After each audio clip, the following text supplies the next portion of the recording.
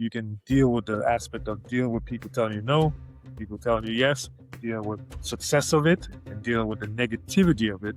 That's one. Then there's, can you follow a system and actually believe that the system's going to be able to help you be successful? You have to be able to be keen in on what's actually important and how's that going to help you create a solution for that person. And you just got to keep learning. Learning never stops. You have books behind you. It doesn't mean that you stop reading because you read it once. I just find one person that I know is good, or I say, okay, you're considered the best. Let's fine tune certain things and get you there. So it comes like, okay, he's doing it. It's not Andrew telling him, but he's doing it. So that raises everybody.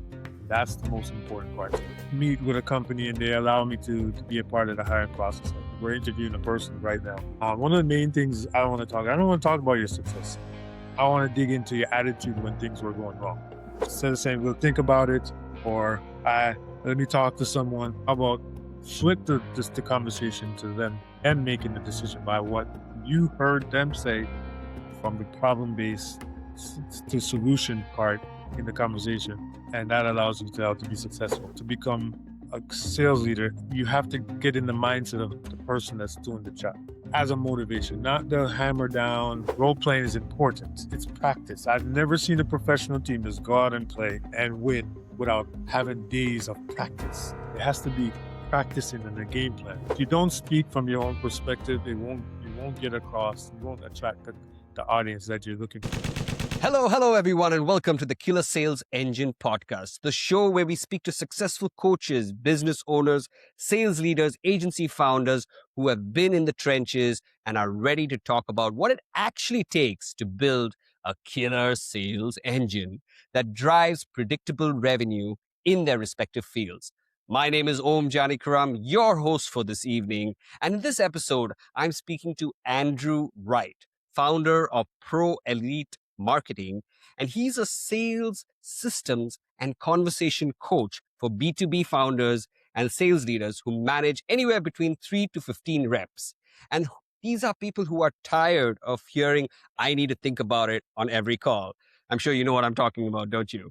So before ProElite Marketing, he spent years running a large format line sales team in high volume environments, leading 150 plus reps and living inside the same messy pipelines that many of you are probably dealing with right now. He's seen every version of busy but not closing, bloated pipelines, forever follow-ups, and the deals that die in slow silence.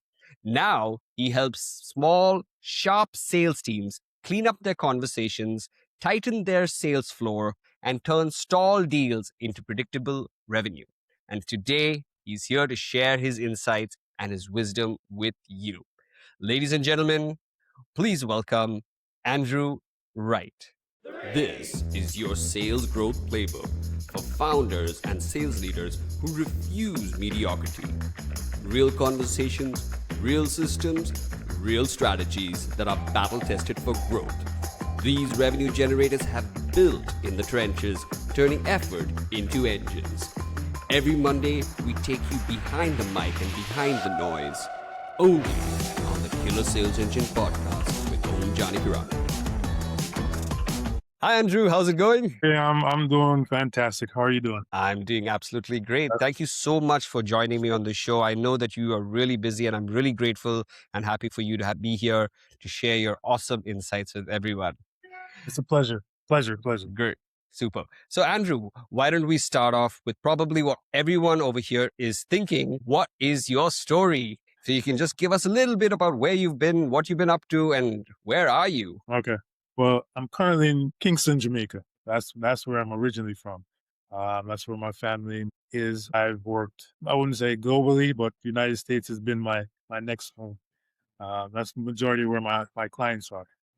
So I went to school here, then I went to university in the States. And the funny thing is how I got into sales. I was actually at a job fair right after college. Didn't know what I was going to do. Got a communications degree.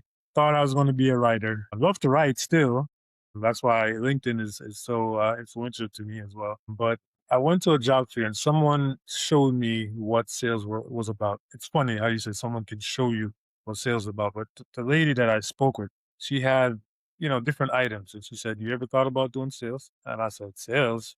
She said, "Yeah, having people see how you see things." I said, "That's sales?" She said, "Yeah, showing people how you view things from your lens. And that is a skill you have to learn." I said, "Wow, of course, that's a challenge." And the rewards, she, of course, she mentioned the rewards of it. So since that time, I would say age 21, I've been marching my way up the sales ladder. I've worked with many companies, Fortune 1000 companies, Fortune 5 companies. And I got to a point where I started to be a consultant for some of these companies because I felt um, that I could spread more or give more to others because I was in the trenches, outbound sales, inbound sales. I was meeting with people face to face. I was talking on the telesales. So I got the beating I needed in order to gain the I guess the experience that I needed to share with other founders and sales leaders. So I started working with companies with less than 50 reps, and I find that when I'm hands on, I got more results versus when I worked with a larger corporation and where I have to, record and send, and I didn't get to be intimate with each rep. During that time, I started to realize the impact that I had as well. And I got to the point where I said, you know what? My comfort zone is dealing with less than 20 reps when it comes to sales because of my experience. I'm very hands on. Meaning, if I'm training someone, I'm not going to tell you to pick up the phone and make the call. I'm going to pick it up first. And I'm going to show you before I expect you to do it because you have to know that the person that you're talking to or the person that's leading wasn't in the trenches or have a clear understanding of what needs to be done. Sometimes you don't see that in companies. And people get hired, people get promoted, and they tell you what to do, but they've never done it. So your credibility gets questioned at that point. And I gained some traction by doing that. So I started to work with more people by referrals, canvassing and looking. But the fact that people were impressed with what I was doing and how hands-on I was. I didn't have a staff, position people in different ways. It was me. I was the one. And that got me to thinking, you know what? I need to to be a consultant. I need to stay being a coach. And that has led me the last 8 years really just climbing the ladder. In my LinkedIn experience, though, I just really started last year because I never really thought LinkedIn was for that platform. I thought it was just a resume building type of platform. But I have clients that are separate from LinkedIn, but the ones that told me is like, why aren't you on LinkedIn? You can gain more clients. And I've started July last year, and I told you how many people I've dealt with since that point, blow your mind to where they're asking me to tear down their systems and build a new system. And I'm like, I don't know about that, but I can help you repair the parts in the system because there must have been something there that got you to that point. Can't just be that you come in and just tear everything down. There must be points that you can repair. So, and I go through my checklist, just like any mechanic. You go through your checks until you find the necessary um, diagnosis that's needed. And I think that's what led me to this point where that's been my demand. Or can you help fix this part of the conversation? And that's where I lead on. Amazing. Yeah, I mean, I found you through LinkedIn and some of your amazing posts. I just kept on reading them, and I was like, wow, this is absolutely fantastic. You really got your LinkedIn game nailed in, and you're doing some amazing work there. And then when I saw everything else, I was like, I have to have you on this show because I can see that you have a wealth of experience just by telling me what you've just been up to by just going to a job fair, saying, hey, why don't you try sales? And you're like, okay, let's see what happens. And then it's just been bam, bam, bam ever since Yeah. then. And I can definitely tell, that, some people say that, I'm not good at sales. I'd rather do marketing. I'd rather do operations. I'd rather do something. And a lot of people say sales is the last job that people will let you in because if you don't get anything else, you have to go to sales. And, somehow I don't agree with that because I feel like, it's a really tough game to be in, but if you Of course. master it and you also have to have that talent for it as well. So, like, what was the first signs that you saw? Hey, actually, I can do this. I'm actually good at this. That's a really good question, and I get asked that a lot about sales. And people like to dumb down what sales like. When all fails and I don't have a job, I can always go to sales. No, it doesn't work like that. Yeah, you can. It's the most broad door that's open, I believe, in the job industry. It's so broad because everything that we do, we sell. So it's you're going to get employers looking for salespeople, and jobs are available, base plus commission or commission. But the problem is, it's a skill that needs to be developed, and it starts with you. So if you don't have that aptitude to say, okay, I want this for myself, meaning I have to be motivated, then there's no way you're going to be able to step in front of someone and say, okay, this is why you need this. And people overlook that part of it when they hear people say, oh, I hear it all the time. Sales is not for me. I'm awful. Why are you awful? Because I tried talking to someone that didn't agree with me, and I did everything I was supposed to, but it was your mindset too. So back to your question, you said, what point did I realize this? When I had that meeting with that representative for the company, and she actually told me what sales was. I had to sit down and pull myself and really go through my research, my mental research to see if I can do something like that. Do I want to stand in front of someone and convince them of something that I believe in? Do I want to show them how it can benefit them and not hurt them? But most important factor is the people to people, that communication. Do I have that ability? Can I do that? And the thing is, it's not something that you can just get up and say, I can do it. You have to work at it. So there's two aspects of it. One, you working on you, making sure you're motivated. You can deal with the aspect of dealing with people telling you no, people telling you yes, dealing with success of it and dealing with the negativity of it. That's one. Then there's, can you follow a system and actually believe that the system's going to be able to help you be successful? And I think that's what most people find it very hard. So I checked off the box at that point when I was 21, and I said, you know what? I like talking to people. I'm good at relating information. I can communicate well. I can share my point of view and believe that people will believe what I'm saying. So decided I was going to take on that aspect of it. Now I just needed the other side of it now.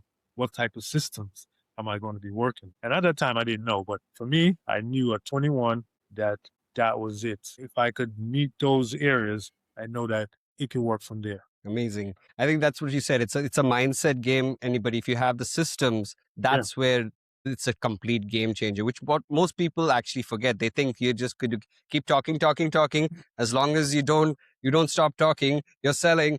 And I think Yeah. that's a misconception which a lot of people have about the sales game. Whereas obviously the truth is you have to do a lot more listening and You asking a have lot to. better questions. But most people that we see are just spitting out features and benefits. Yeah. And I think when it Exactly. comes to you, like, I mean, say you are someone who they've brought in as a mentor, as a coach, as a sales leader. Did you have a similar sort of mentor or coach in your life as you were going up the ladder that helped you and benefited you in many ways? Yeah, I did. But it didn't come easy though. That's the thing. It didn't come easy. My first sales job, it was just like a marketplace, I call it that. It's like, here's a script, figure it out, here's the product. So that was more self-learning. Books, audio, really diving into teaching self that ability because like I said, it was a marketplace. When I moved on, so once I gained success and moved on to more of a control environment where there's different chain of commands. Like you have a manager that is that cares and it was more hands-on. I started getting mentorship on the weaknesses that I had. I knew I could step in front of someone and talk. I know that I can share my point of view, but that's not it. That's just the front line to sales. Now, can you communicate properly? Can you listen carefully? Can you diagnose their problem into a solution? And that's the other part of sales that people don't know that is crucial. It's a skill. I know we are born with ears, but using them is a skill because at some point you have to be able to be keen in on what's actually important and how's that going to help you create a solution for that person. So my mentor, Jared, I'll never forget him, Jared. He showed me how to listen, how to take information, not just rambling on, but information that's given in a conversation, use it back in a solution based selling and assume the sale based off the fact of what they told you. So once I started to wrap those 3 layers, I'm going to say layers as part of a system, it was over from there. I knew I could do it because now all I'm doing, my main point is I just got to get you to talk. I got to get you to listen. And then finding those pain points, those pain areas. Okay, got you now, got you now. So when I present back my solution to you, it's what you told me. It's what you told me. And that's what Jared showed me. That's what my mentor. So I was fortunate to have a mentor by the age of 24 when I moved on to a different land. I think that's what helped me get promoted throughout the years to where I felt comfortable stepping out on my own. And even then, he was still a mentor to me after he left the company and moved on to a different position. And I left. We always stayed in contact because it goes. It's an evolution. You just got to keep learning. Learning never stops. You have books behind you. It doesn't mean that you stop reading them because you read it once. You got to keep reading. It's a lot in there. Same like a mentor. A mentor is always full of knowledge, full Definitely. with wealth of information. Yeah, you can do it. So yeah, I was fortunate. I know some people don't get that opportunity, but I was fortunate to have a mentor. Amazing, amazing. Yeah, I mean, definitely these books, I just keep taking it out and I'll be like, okay, let me read this part. When I need this, I'm thinking about this. Okay, I take this book out. And Yeah, yeah, always be learning, always be in that mood where, your cup is always, half full so that you can keep absorbing and yeah. keep learning more. And I find that absolutely Telling you. amazing. And I see this as a common thread amongst all successful sales leaders and sales professionals. Now, tell me something, Andrew. You know, a lot of people have company trained reps, right? They bring in coaches to come help, and there are some people who, like, you trained on your own, you did some books, maybe you took some courses, and you maybe learned a few strategies outside of what the company norms are. So my question to you is, like, if a rep wants to bring in a system which he's learned from outside, or implement something that is not part of the so-called team curriculum, sales training curriculum, how does that usually work? Because sometimes people don't resonate with the trainer that comes in. They're saying, this is True. not working for me, and I want to be able to just do my own thing, or I've already got my own coach and No, I'm no. happy with the way and I'm getting the results, so why do take on this? So when a company brings me on, it works both ways. I have to know the experience level of the reps that I'm dealing with. If I have reps with sales experience but not getting the success, that's a different story. If I have sales experience, reps that I brought that I'm walking into and I realize that they have sales experience, then now I got to find how can I be benefit to them, more of a benefit. Because each rep has a goal. Each rep will tell you, oh, I want to make 50K this week. Sometimes they have no plan to it. They just say, I want to make 50K in commissions this week. And now you have to get into this rep ego and really challenge that rep and say, walk me through what is it going to take to get to that goal. And 9 times out of 10, it's very vague. It's very broad. It doesn't have a game plan. It's just, I'm going to touch base with all my clients this year and and that is just a wish that you're throwing up just to say, all right, because they know me, they're going to give me business. Doesn't work like that. We always know new business pays better than old business anyway. Let's just make that clear. But when a rep has the experience after I do my investigation, my conversation with them, then it's now more about goal setting, understanding how they're going to reach their goals. So I never challenge someone if they claim to have experience or if I'm seeing that they have some success when I walk in. I just need to know how I can make you better. How can I make you better? If your goal is 50 and you've proven that you can hit 50, then I'm going to challenge you and help you get to 75. I'm going to help you get to 75. Mm, And again, I mentioned in the beginning, the hands-on experience is my juggernaut, is what sets me apart from some of these other coaches where it's more they create the systems and say, hey, here you go. I yep. create the systems within doing the systems. So if I'm going to show you how to get a 75, I'm going to do a ride along with you. Or I'm going to be on a call with you. I'm going to be present in some form of way. That's why working with a smaller group works best for me because I Mm, know I can control certain aspects of what you're trying to do. So if someone comes on, if someone's experience, prove that they can make money or hit their goals, then how can I make you better? Because once I mm. show that aspect of it now, it's over. Everybody else is just going to follow suit, and that's what I need. I always try to find someone anyway when I jump on board that I can lean on.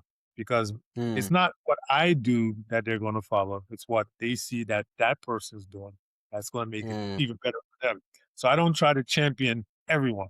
I just find one person. I just find one person that I know is good, or I say, okay, you're the considered the best. Let's fine tune certain things and get you there. So it comes like, okay, he's doing it. It's not Andrew telling him, but he's doing it. So that raises everybody. That's the most important part. So I love it. I love it when I get a rep or two that's doing well. Amazing. That's really great insight. You get everyone to follow that rep rather than Yeah, looking at someone from the outside is coming to change things. This is someone from yeah, the inside who's making that actual change happen, and they're seeing it yeah, right before their eyes. Fantastic. I love that strategy. Amazing. yeah, So, Andrew, obviously, like you talked about, there'll always be players who are better than the other. Some players mhm, might be good in other companies, but when they come, they're not so high performing. They're like maybe B or C, not exactly there as of yet. So yeah. when you're doing the hiring, right, or when a rep is being hired, like what would you say are the most important things that you look for that will give you the checkbox to say, okay, this person is going to perform or not? Because a lot of people know that when it comes to the interview, they know all the right things to say. They know how to kind of charm anyone who doesn't know sales as such. And I've seen Yeah, a lot of founders hire people who've got the gift of the gab, and then when they come on, they just absolutely, just shit the bed. So yeah, I'm curious, like, what are the kind of important things that you feel are important so that when a hiring is made, because we all know that a wrong hire can be a very expensive mistake. right. So, and we also know that, most people are quite stringent on the kind of targets that they want the salespeople to make. So it's Indeed. kind of like two sides. I've seen sales reps come in and then be completely fooled by what is actually going on inside, and then I've Yeah. seen the other way as well happen. So how do you kind of protect both side interests? All right. So give you my philosophy. One of the things I have to demand, and notice I say demand, I want to be inside the hiring room in some form of way. Because no offense, sales leaders are sales leaders. They're paperwork. I call them paperwork pushers. They approve deals and go through certain things. And I'm not knocking that aspect of it because I've been in that position. There's they have many different hats and they were trying to rotate different things just to keep the business going. So when someone comes in and charmed, and it's really okay, sounds good, let's go. No, no. That's why I like being here because I was once there and I can understand my antennas, these skills that I talked about, the ears, is more able to understand what the person's trying to do. So give you an example. I'm talking about I want to dig into your attitude when things were going wrong. Allow me to be a part of the hiring process. We're interviewing a person right now. One of the main things I don't want to talk about your success. I really don't. I want to dig into your attitude when things were going wrong. So if you're coming from somewhere where you were successful and you're changing positions. One, I got to know why are you changing positions? What are you looking for? But what went wrong? It's not that things don't happen and you get to move on. But what was your attitude like when things weren't going so well? Why do I ask? Why do I say that? Because that's the life of a salesperson. You lose more than you win. You have to be able to have a good attitude when you lose. You can go through a day and email 60 or call 60 persons. And you might talk to five. And you might get two to listen to you. And you might just get one. Depends on the nature of the business. That's the cool nature of our industry. But it's also beneficial to us as well. Once it hits well. But I don't want to hear about that. I want to know when things aren't going so well, when things happen at ABC company, what was your attitude like? How you got to this point where we're talking right now? If you were their top salesperson, how did they let you walk out the door? What was your attitude like when you were there? And it's not like the person can't lie. It's just certain areas of their body language and their wording is gonna show you how their attitude performs in an uncomfortable setting. Meaning, like I'm asking you an uncomfortable question, so I get to see if you're gonna fidget, if you're gonna move around, if you're gonna arms and ooms and everything, because that gives away that I'm saying you're lying. I'm not saying you're lying, but you don't hold well under pressure, and that's what sales is about.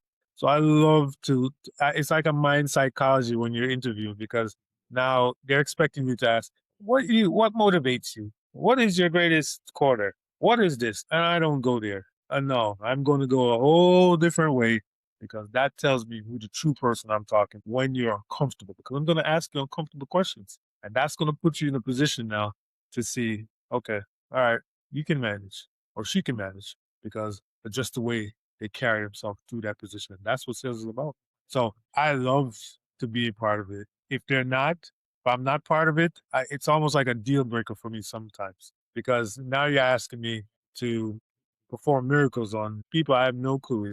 Meaning, like, if you hire them and then you brought me on board, or you brought me on board and you say you're going to hire, then you just leave me blind to what is it that I'm dealing with. Because when it doesn't work out, they like to point the finger. But also saying it starts with hiring. Rep training starts with hiring because you get to see how they are. Mm, amazing. Yeah, that's correct. And a lot of people, they bring in a coach for training or they bring in someone external and say, fix this. But then there are those cases, right, where, you're not in charge of the hiring and you need to be brought in and fix things. Does that mean like there's going to be like a lot of mass firing?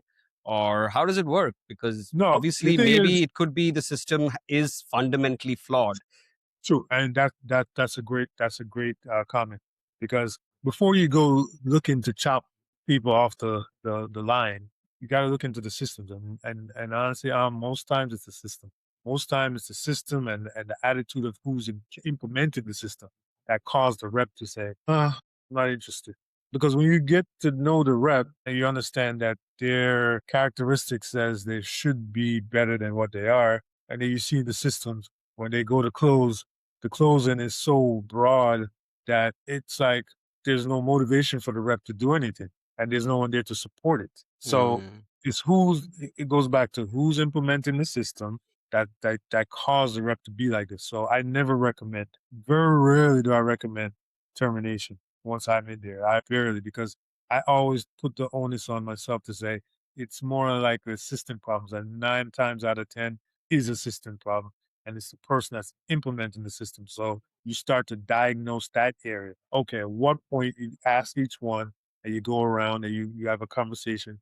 And sometimes you sit in on their calls. You figure out what point are they stalling. What point is the deal stalling? It's stalling at the objections. It's stalling at the explanation of the solution. It's stalling at not listening as well. So these are the things that needs to be looked at and worked. Now, after we put together a system and we've been through it, and your body language is saying, I just can't manage," then that's different. But very rarely do you recommend to chop the line when most times it's something broken in the system. And one of the things that I preach you know, is I told you, is to turn this whole entire thing, turn this into saying, all right, okay, instead of saying we'll think about it or let me talk to someone, how about flip the conversation to them and making the decision by what you heard them say from the problem based to solution part in the conversation. And that allows you to be successful. And that's usually what happens. I'm telling you, very rarely it's the reps. I hate when people blame reps. Don't blame reps. It's the system. Fine tune the system. Then when all fails, when it never does it, I've never seen a rep get upset about making money. I've never seen that. So it's hard. It's hard for that to be the case. yeah, I can imagine. So we talked about recruitment, right? Now, the other two things that are really important is obviously the training. And Of we've course. also kind of touched upon that as well. So I want to Mhm. move now to sales leadership Yeah. because I think there's a very big misconception out there about what is sales leadership. Main point being that, the top closer becomes the sales leader, or you bring in someone from marketing and then make him a sales leader, or someone from some other company who's a bigger place and you make him a sales leader. So I'm curious about your Sorry. perspective on what really makes a great sales leader. It's funny. I meet a lot of good leaders. I mean, you notice I say good leaders. But to become a sales leader, you have to get in the mindset of the person that's doing the job as a motivation, not the hammer down. I'm going to threaten you if you don't meet your quarterly goal. Or the threats and the demands is not a sign of good sales leadership. Good leaders lead by allowing the company to progress. That's a leader. Sales leader helps the reps, the people that makes the money progress. So there's two different aspects of it. Sales leaders And I think that's where they get confused. So even a sales leader believes, oh, the company's doing well. It doesn't always trickle back down to the reps because it could just be a combination effort of the reps doing, but individually, they're just like, I'm not making any money or I'm not doing so well. That's where a sales leader come in because a sales leader has to lead by example and not necessarily just taking calls or being out there in the trenches, but understanding that when they meet a area of stalling, they're able to say, okay, this is what we're going to implement. One of the lost the art of being a sales leader is getting your reps to role play. I don't know why people abandon that whole aspect of doing role plays. But sales leaders, every time I come across a sales leader to us, I say, so where's the role play in this whole progress, in your system? We don't do that. We go over stuff every month. No, no, no, no, no. Role playing is important. It's practice. I've never seen a professional team just go out and play and win without having days of practice. It has to be practicing in a game plan. And I think to answer your question, sales leaders nowadays, they get confused on what being a leader is. They more take the leadership aspect of it, leading the company. And the sales leader part of it is a lost art because they're the ones that's supposed to be helping the reps in every aspect of the sale. Not just, okay, he's good now because he can talk to people or he closed so ABC company last week, so he can close now. No, it's always staying with them through the process. And most reps, when you get feedback, I'll say, I like Jerry. He's a nice guy, but he's not always there to help me close the deal. Okay, and that's the difference. And again, it's just confusion upon the founder hiring process of are you hiring a sales leader or you're hiring a leader? Yeah, I think that was one key because at the end of the day, a sales team is like a sports team, right? Yeah, And unless you are practicing, how do exactly. you expect to get better? And you don't just go play games every day. You practice and then go play games. Yeah, then they play And the game. like you said, that's a lost art most people feel uncomfortable with. And my perspective is that they don't want to take the time to review the calls or they don't want to take the time to go through and actually give feedback Yeah, because they say that they're really doing busy work, mhm. like either looking at the CRM or doing Yeah. something else or working with someone. And my question here is like, is it necessary for the sales leader to take on that responsibility, or is it good to have a coach and a sales leader? Where if you look at any sports team, and this is just my perspective, and Mhm. I just want to understand, when you look at a sports team, you have a coach and you have a team principal, or you have a Yeah. coach and you have an assistant coach, and then you have someone who's kind of taking care of logistics and management. Mhm. So do you feel a sales leader should also take on the role of a coach? And is that what you are implying, that it's also equally important? All right. So again, it's based off experience, especially nowadays. Most times when a founder brings me on or wants to bring on my service, the sales leader that's in place, their role is always far fetched from that. It's usually, like I said, leading the company, and that's what's usually missing.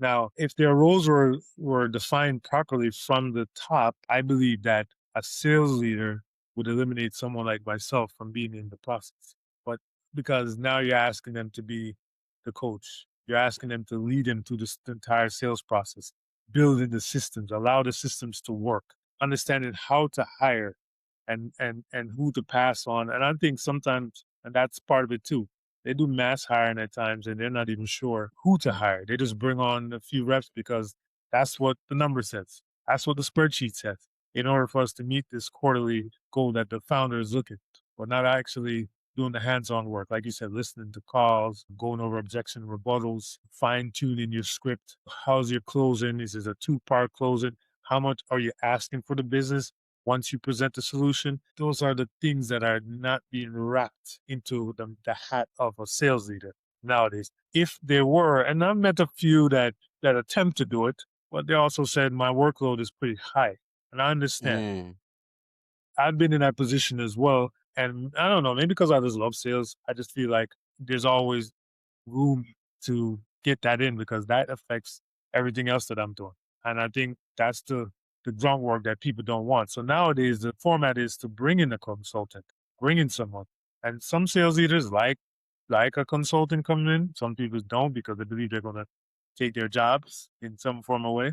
But it's needed. It's almost like you need it to function if your sales team is going to. If not, then you have to have someone on staff to support that sales leader in order for that to work. So Mm. if it's not a consultant, it has to be someone, maybe a team lead that you have to develop into being that person. But someone has to do it. Yeah, definitely. It is a role which tends to go into that gray area. And I think that's where coaches and consultants such as us have to kind of fit into that space, which is kind of Okay. good for us in a way, because we found a gap that actually says, hey, I believe you could use our help. People calling us and Mhm. saying that leaders just don't have the time.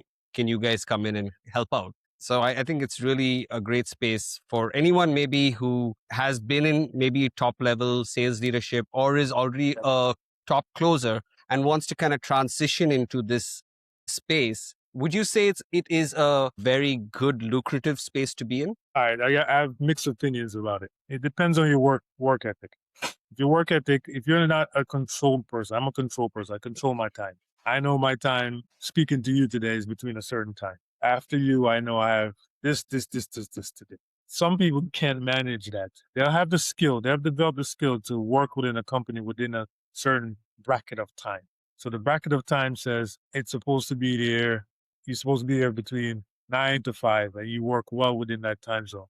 For coaches and consultants to create the day a calendar for themselves. Sometimes it gets misled. They get misled because they believe, oh, I have free time. And then at the end of the month, you see they're barely making anything productive wise. Mm, But their revenue is very low. And then I run into coaches too that tell me, oh, I only made this. I'm not really doing much. Well, I only work 3 hours a day. And I'm not telling you to mm, go out there and burn the 12-hour day. You have to know what your goal is. One part of it can be very lucrative. If you mhm, attract the right people and your skill sets, meaning like your whole characteristics of what a full day looks like, meets up with what they're looking for. And you don't need a lot of clients either. I have one or two clients that can cover me past everybody else. But it's just it depends on what your goal is. So my goal is I want to continue to make impact. Want to continue to grow my pipeline of companies that I work with and teams that I work with. So it's lucrative for me. But someone else would tell you, well, I don't really do much. And then when you start to break down what's actually going on, you realize they only work an hour a day. They don't follow up when people ask about your services. They take forever to email back. They don't call, or they show up one time and then that's it. So there's usually a story behind it. But I think in this day and age, 25, 26, in that era I'm talking about, it's very lucrative because once you show an impact on the team, some companies will basically give you a check and say, hey, what is it that you want to keep this going? So, and I've seen mm. it, I've experienced it, I've seen others go through it as well. So yeah, it's quite, and they, like you said, you control your time. Yeah, and definitely, I think the marketing has a lot to do with it as well, right? A lot of people are like, hey, like you mentioned, a lot of people still think LinkedIn is a resume site, but I think, do you feel that after LinkedIn, like you were mentioning earlier, it completely changed in terms of the number of inquiries you're getting, the people reaching out to you? I'm sure. What really was the game changer for you? Did you hire a social media person, or did you hire? Did you work with a content coach? Like, how is it that you were able to really stand out? Because I can see your posts, they're very informative, they're very crisp, they're doing pretty well. So what was your secret to LinkedIn success? One, I told you earlier, I love to write, right? I love that from the beginning. I love to express myself. I go through highs and lows of days, but I learn a lot. So most of what you see on LinkedIn, if I give it 12 steps to overcoming objections, or 12 steps why sales leaders, 12 things why sales leaders aren't being productive. It's based off experience, based off my meetings. It's based off working with a sales leader, working with reps. So people connect to when you're being real, when you're giving value, of course, but when it's authentic, when it's you speaking from your point of view. And I try to come across very clear. So once a rep or sales leader found the sees it, they're like, okay, all right. So even if they don't use me, at least have them think. So once I start doing that, I get in, um, increases. I'm like, okay, it is more than just a resume building. It's more. of connecting, like networking. Mm. How do you fix the questions, like common questions I get in my DM? How do you fix when the my rep when the rep doesn't ask for a full pay, they ask for half the pay or put them on a payment plan? Simple questions like that. And I'm like, that's a system problem. That's a system problem. So, Mm. and that's just a founder just not seeing the bottom line grow. He sees the Mm. bottom but not seeing it grow. So when you start to fine tune your post to the issues, remember I told you about this. Sometimes this Listening. comes with this, yeah, and you're listening with your eyes. You say, "Oh, okay, so that okay." So DMs will tell you what to write sometimes. The DMs tell you. So it's not that you need a content coach or you need. They're good and social media, and people pitch to me all the time because they say you're busy. But if you don't speak from your own perspective, you won't get across, you won't attract the audience that you're looking for. And that's what people Mm. appreciate. I don't need a virtual assistant to do it. I don't need anyone to do it. If you're using your own pen or typing on your own, always going to come from an authentic place because you're diving into the pain points of the people that you deal with on a day-to-day basis anyway. So yeah, I think that was the Mm. game changer for me. Once I realized I was getting those questions, okay, so when a rep says that they're going to follow back up, what should I do? Like little questions like that in a DM. And you're like, okay, Yeah. let me write a post about that. Amazing. And I think that's really, really, really important what you said, because today, in the day of AI and chat GPT and anything that's there, it's so easy to ask a question and get a generic answer. And maybe you can say, give me another answer, give me another answer. But what is the right answer? What, like, is this, where's this even coming from?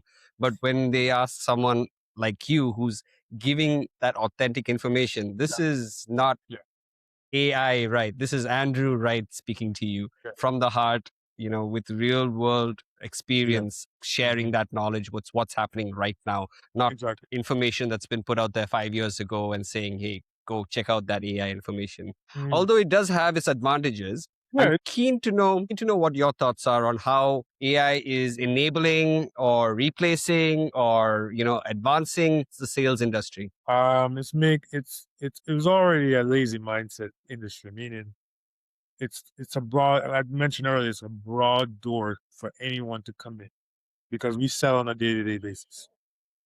But it's a floodgates coming out too because people put their foot in there, one foot in. Oh, it's not for me, and run back out. Now you're seeing people staying a little bit longer because AI is there, so they can fine tune certain things to AI. All right. Let me ask AI, if a client says, if a prospect says this, what do I do? And again, you said it speaks from a generic, a broad basis, and that's them just scrubbing the net based off things that's been written, ideas, and that's what AI is. It just scrubs everything. It finds things, but it doesn't Mm. really like fine tune who you are. So I'm mixed on it. You can use AI, but you need to Hmm. have that human touch as well. AI can be your guide to a format. Okay, Right. how do I create a report on chicken or something? It gives it to you, but you need to go through it now and place your personal aspect of it. I see people with sales now. They have, and I get calls all the time for too many calls on this. Um, you ever say AI sales rep, AI Yes. appointment setter? It Appointment takes setters. Yeah. away, and founders ask me, is that something good I should do? Should I try it? Should I? And because people are running to it, there's more and more companies like this now selling these AI sales reps, AI appointment setters, and it's okay, but it's not. That cannot close the deal. So if you're going to Yeah. use it, you have to train it, have it being trained, of course, to be the frontline person to set the appointment. I think that's as far as it can go because when Yeah. you And get even into that, yeah, even go that ahead. I'm seeing that also being a very annoying Oh, experience. It's founders something, is yeah, like I'm literally telling them, are you an AI? They're like, yes, I'm an AI. I'm like, okay, sorry. yeah, I'm and putting that's the him thing. down. It's gonna end. It's gonna respond and tell you, yeah, I'm an AI, and I'm like, and they're starting. I met with a guy the other day. He said they're training the AI not to speak about AI. So you see, they're fine tuning these things to where they're Yeah. like, and then founders, what they do, they ask, should I use it, Andrew? Should I get? And then I can cut a few. I said, no, Yeah. you want to. be implemented as being a part of your process, sure, but Hmm. don't let it eliminate real persons Critical roles. that you can train and implement a system that they can follow. You can't implement systems with AI. It's delicate for sales when it comes Mm-hmm. to listening for the problem, presenting a solution, and presenting and going for the close. Those aspect of the sales, you cannot use an AI. Now, lead generation, you can call this person, probe them, qualify them, set an appointment to speak with a closer. You can do that. But after Hmm. that, no, that's waste That's of it. money. Yeah, exactly. Anyway, people buy from people, right? Yeah, Unless my AI bot is buying from your AI bot, I don't think it's going to work. and that's the thing. Everybody has. Completely agree. Great, Andrew. I mean, I'm so grateful for you for taking the time. And this is the last segment of the show where we Mhm. usually do what I call the rapid fire round. Right. I'm going to ask you just a quick questions. Whatever the first thing that comes to your mind, feel free to share. If you want to explain why you decided to answer that, feel free. If not, we can move on to the next question. So if you are ready, shall I shoot in 3, 2, 1? Go What's ahead. your favorite movie? Remember the Titans. It's a football movie, American football. But the aspect of it wasn't about playing the game itself. It's about actually motivating a group that no one thought that could come together and be successful. It reminds you of sales, right? No one thought that this group of people could follow a system, come together, and win a championship. And that's where my relation was like, oh, that reminds me of my sales team that don't look like much, don't know much, following a system that I put in place to show them how successful they can be. So I find motivation in movies, like wherever I can get a motivation in a movie, especially when it comes to sports, I use it Mhm. very well as part of my pitch to reps when I that show clips of that movie to reps so they understand fully that it's not about the game, it's about the process. So yeah, but And the remember the mind. title. Yeah. Yeah, mine, yeah. Amazing. Thank you so much. Great. Sure. Next one. Favorite personality or most admirable personality, dead or living? I'm gonna just toss out that name because you know, I'm gonna use Lara Acosta as one. She is Hmm. her personality is more she's selling, but it's more of a fun aspect that she plays on it. She doesn't give you the Yeah. dry bones aspect of it because she's selling on a platform. And Mm. it's not a lot of people can keep up that personality on a platform like that where people are looking for answers or how can I be like you? Or or as a female, they're looking at her physically trying to and as a male, you're trying to say, how did she get that far? With that aspect, but her personality is what stands out more than anything Mm. else. She makes you engage to what she's doing. These nowadays creators, they're garner my attention because I'm looking at them like, yeah, because some of the things that they're doing now you can see why they're where they are. But so I use Yeah. Lara Costa as one of them. Great. So here's a slightly trick question, but I hope you can figure this out. If you were taken for a week and left on an island, no electricity, no internet connection, right? And you could take only one thing. Obviously, you'd be given food and shelter, but if you could take only one thing, what would that be? I can't say my laptop because I need Wi-Fi. No electricity, no Wi-Fi, I would say a book, a a book. journal, but I'm gonna need a pen, so I'm gonna need that Yeah, because you can take the pen. okay, because that's the lost art of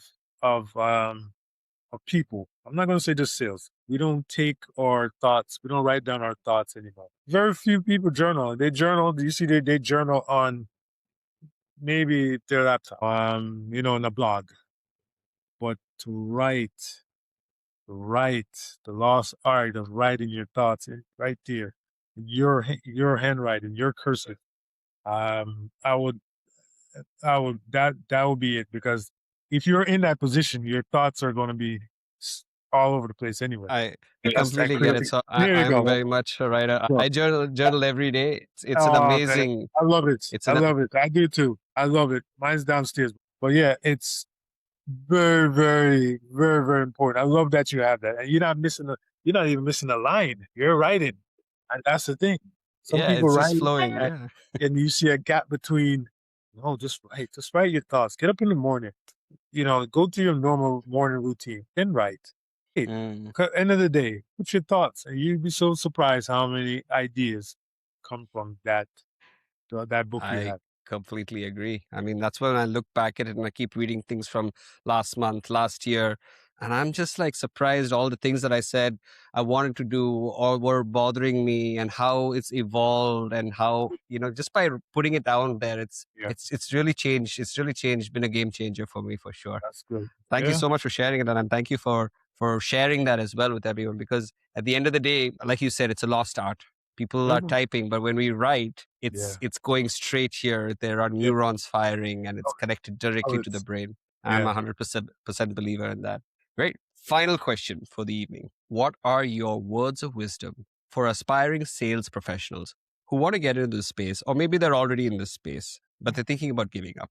Or maybe sales leaders who are struggling right now and they're not able to keep their composure, they're wanting to quit, or founders who are being on the brink of bankruptcy or losing their homes. What are Yeah. your words of wisdom to them? And those are three different categories that's heartfelt too, because at the end of the end result of all that is quit. They're going to quit. They're losing something. Yeah. Uh, at some point, we're all going to be tested in sales, in business. We're all tested, even in life. We're tested. You have to work always with a sense of urgency, anything that you're doing. If you're going to clean your house, you clean it with a sense of urgency and diligence. If you're going to walk your dog, you walk your dog with urgency and diligence. Make sure that you follow a certain path.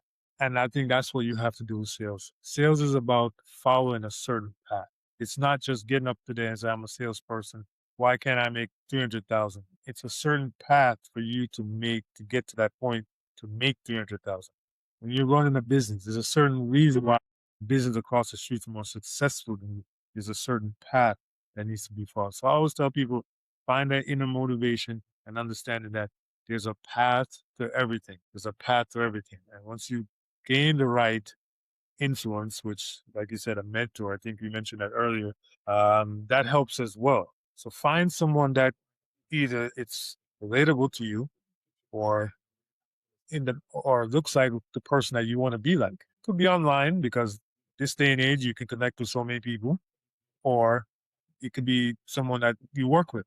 But you can't do it alone in any aspect. I've never seen a business owner that picked himself off the ground alone. I've never seen it. They usually garner some form of help from someone. And same like when it comes to a sales rep being at the top of the line, they've never done it alone. There's always someone there or something there that influenced them in order to do so. So yeah, that's what I would tell people. It's a hard thing to give advice when people are ready to give up, but you have to find that inner motivation and you have to find that path and know that there's a path to where you want to go. Amazing. I absolutely loved it. Very inspirational. Ask for help, follow Yeah, with urgency, be consistent, be diligent, and keep your spirits high, and things will happen. definitely. There's never going to be always sunshine. There will be those rainy days, and Definitely. the real power and the real truth comes when you ask for help, Yeah, move with urgency, be diligent, and just do what you got to do. that's Absolutely correct. love it. Yeah. Thank you so much, Andrew, for joining me on this show Yeah, and man. taking your valuable time to share your knowledge with everyone on this who's listening right now and watching. And I'm absolutely thrilled for you to be here. Thank you so much again. Yeah, you're welcome. And if there's anything you'd like to say, last words before we close the show? I would say definitely don't want you to watch this podcast. You've been a great host. Uh, it's when you approached me about it, I felt honored to do it. I actually went back and listened to a few of your previous guests. So this really means a lot to me. So I recommend everyone to tune in and continue to follow. You're doing something special. Thank you so much. That's it, ladies and gentlemen. This is the Killer Sales Engine. My name is Aum Janakiram, along with Andrew Wright in this episode. Do subscribe on YouTube, Spotify, wherever you can find your hands on. This podcast is going to be valuable for you to be able to change your life, especially in the name of sales, leadership, founding a business, anything that you need in order to generate revenue and build a killer sales engine for yourself. So until next time, thank you and have a great day.